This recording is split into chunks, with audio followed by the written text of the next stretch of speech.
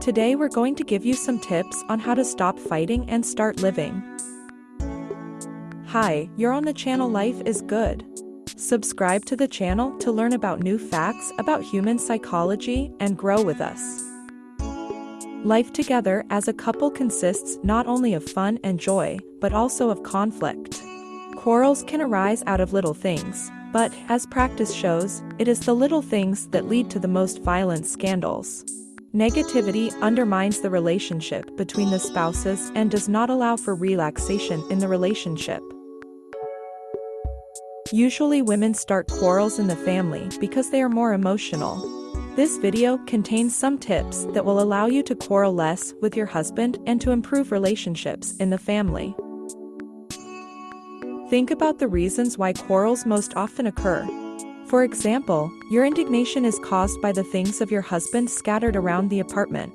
Every time you make a remark to your spouse, and he says that you constantly mutter and find fault. As a result, a conflict develops in which you recall to each other all past grievances. It would seem that this is such a trifle, scattered things. But when you repeatedly ask your husband not to do this, and he continues, you get hung up on the mess and stop paying attention to the positive aspects. You need to talk in detail with your husband in order to solve the problem once and for all. Explain in a calm tone that you want to live in a house where cleanliness and comfort reign. You put things in order and want other members of the household to appreciate your work. Explain that you are very tired at work and from household chores, so that you can bend over the scattered thing through every step.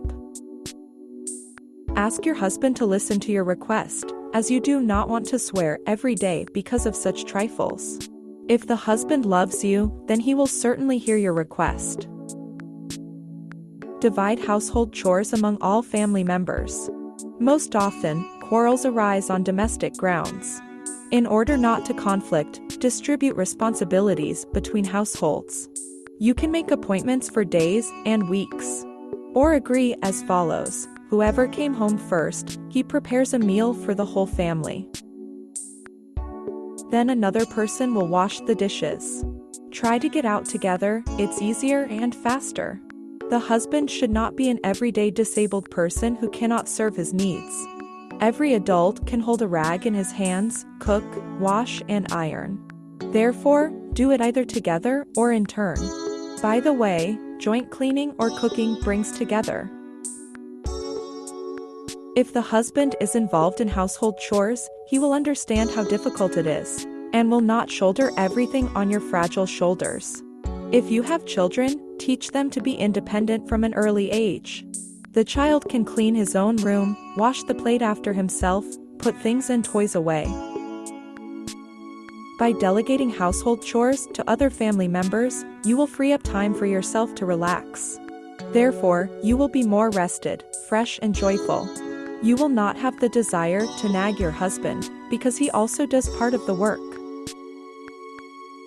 Ideally, of course, if partners distribute household responsibilities at the very beginning of living together. In this way, many problems can be avoided. But if this was not done in time, you will have to change the established way of life. The main thing is to do it calmly, without yelling and complaints. Make a habit of solving problems as soon as they arise. And you should not only speak out for yourself, but also listen carefully to the opinion of your husband and claims, if any.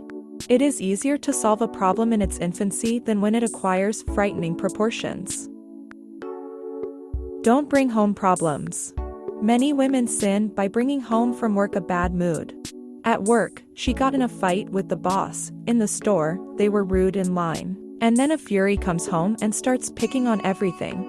It's hard to abstract away from outside problems.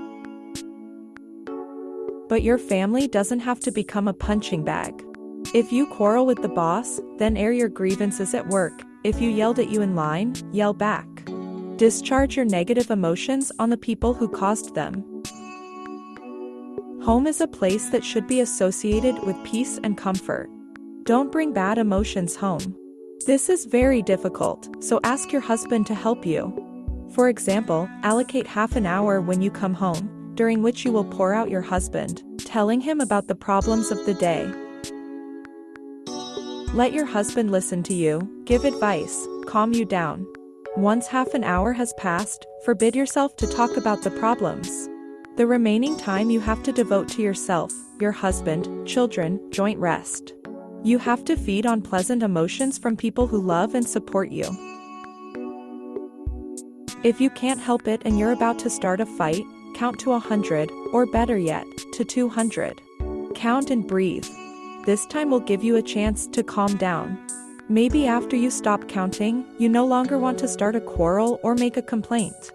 After all, you should agree that many conflicts occur reflexively due to irascibility, inability to keep your mouth shut.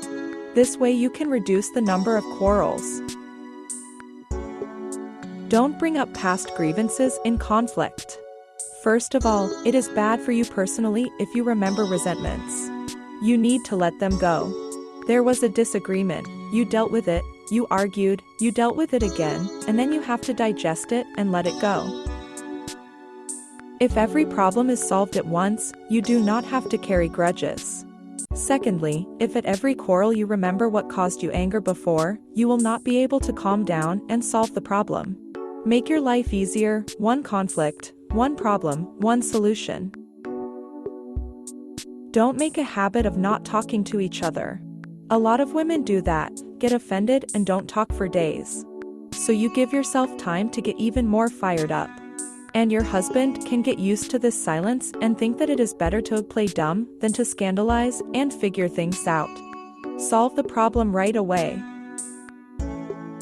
You need to understand that your husband is not a psychic and cannot read minds. Don't talk floridly, hoping your husband will understand the hidden meaning of the words. Men need specifics. If you are angry about the lack of attention, tell your husband directly that you feel lonely and unwanted and that you would like to spend time together more often. Going to the movies, lying on the bed together, going to nature, enjoying a massage from your husband, etc. Ask your husband for forgiveness. Many ladies believe that only a man should apologize, make amends, and resolve conflict. Women sulk, get offended, snap back. But if there was a quarrel between you two, then you are both to blame. So not only her husband to ask for forgiveness from you, but you should ask her husband. Sorry for the bad mood, for the harsh words. Hug your husband, kiss him, he will not remain indifferent. Men in general love women who can not only scandalize, but also be gentle and affectionate. Never humiliate a man or use foul language during arguments. A man who does not feel respect from his wife will look for it on the side. He needs to understand that he is respected, valued, loved, and you do not give his behavior to feel on top. Then do not be surprised that her husband does not hurry home, not giving gifts, not caring and not appreciating. So, learn to control your tongue. Think first, then speak. Don't cry at every quarrel. Men are actually sensitive to women's tears, but not when they appear at every convenient and inconvenient occasion. Tears should be when you are really hurt, not as a means of manipulating your spouse. Never complain to your husband in public. It is ugly, rude, and, most importantly, very humiliating for men. If you don't like something, discuss it in private. The husband will appreciate this behavior. He will listen to you more and make concessions, which will reduce the number of quarrels. Thanks for watching. Subscribe to the channel to develop with us.